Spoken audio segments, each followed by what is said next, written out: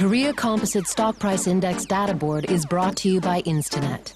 Proudly introducing Korea Cross, the first independent crossing system for Korean equities.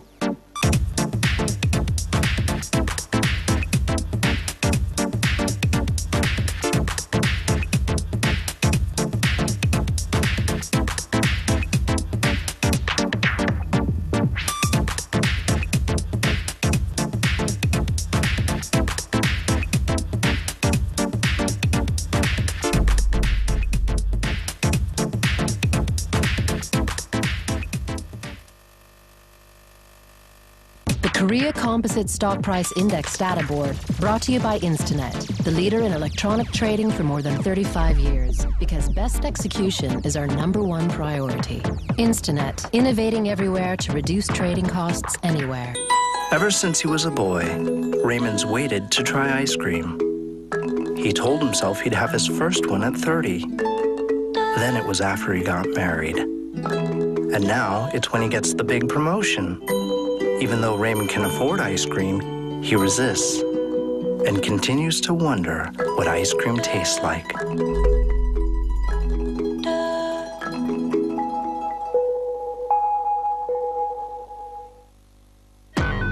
Good morning, angels. Number 10. Number 26. Doctor. Call me 13. Bring me the thong of Lisa Cuddy.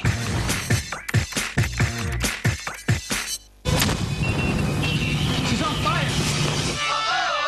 Good news. House is hiring. The latest season premieres June 2nd. See it first on AXN.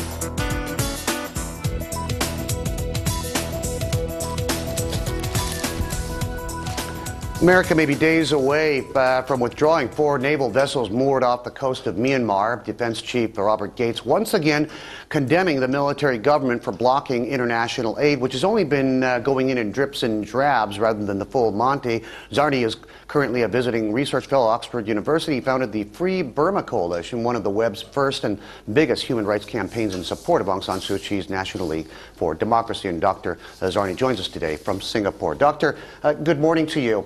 There is aid that's been ready, willing, and able to go in. The military government, Tan Shui, has been somewhat paranoid about letting it in, and even the best efforts on the part of the other constituent countries within ASEAN have not really led the military government to do more. Why? Well, I think the 2 things. The paranoia doesn't fully explain this Burma tragedy, and you know, the junta had at least like 3 or 4 days to mobilize the Burmese troops if they were paranoid about the foreign troops coming in and helping the people. But they failed to do so because they prioritized their political referendum over the public welfare, especially the victims' welfare. And there is you know, legitimate reason to look into this issue on grounds of the regime's failure to protect its citizens. In terms of ASEAN's failure to exert its pressure firmly, I think ASEAN does not have a united front in dealing with the regime that has shown intransigence over the past 11 years, even when the ASEAN has shown, you know, all kinds of gentle nudging. The ASEAN position hasn't been effective at all. I would just call it a failure. Has everybody been pussyfooting too much? I mean, you know, this whole policy, this whole principle of constructive engagement is obviously a dead failure. Ban Ki-moon from the UN went there. It was smiling, shaking hands with Tan Shui. Maybe if everybody was collectively tougher, they would have acted. Have people been too courteous to Tan Shui and the other generals?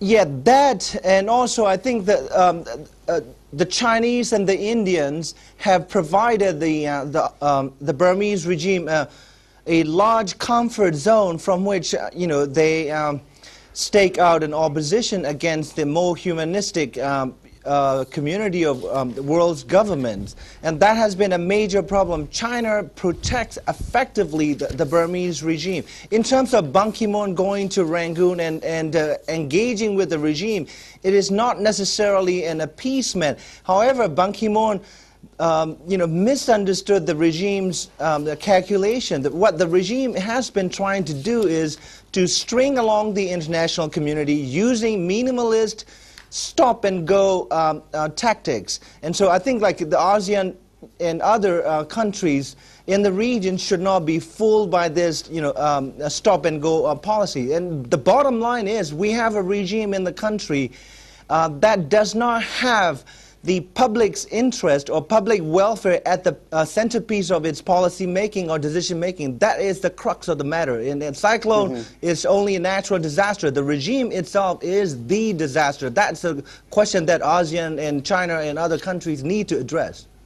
But what's the future? What is the future of your country, though, Dr. Zarni? I mean, if a humanitarian disaster of this magnitude cannot mobilize external forces to do something about it, there was talk weeks about doing enforced aid drops. Sending the troops in, come hell or high water, damn the torpedoes. Who cares what the military government is doing? The people are dying and they need help. If a tragedy of this scale cannot mobilize external forces, what chance does this country have? I'm rather pessimistic about the future of this country as long as this leadership remains in place. And I must say categorically, the top leadership is showing signs of madness, and I think there are good soldiers, good generals within this regime, and I think they really need to reflect on what they're doing, which is providing absolute loyalty and obeying the orders religiously. That is not helping the country and the people. In terms of international community, I think this is not the first or nor will it be the last international tragedy wherein the international community has failed to discharge its responsibility to protect. And this is the doctrine that the Canadians have pushed for, and rightly so. And this is, Burma presents a perfect example where this talk of responsibility to protect by the international community, when a national government failed to do so. And there are legitimate reasons for the international community to seriously look into it before it's too late, and we don't have to wait until another tragedy hits us all as a collective humanity. There is a tragedy unfolding in the country. The international community can still do it. The coalition of the willing, if the Security Council efforts will be blocked by Russia and China. Dr. Zarni, it's a pleasure talking to you. May the people find another brighter day in the days to come. Dr. Zarni, Oxford University visiting research fellow.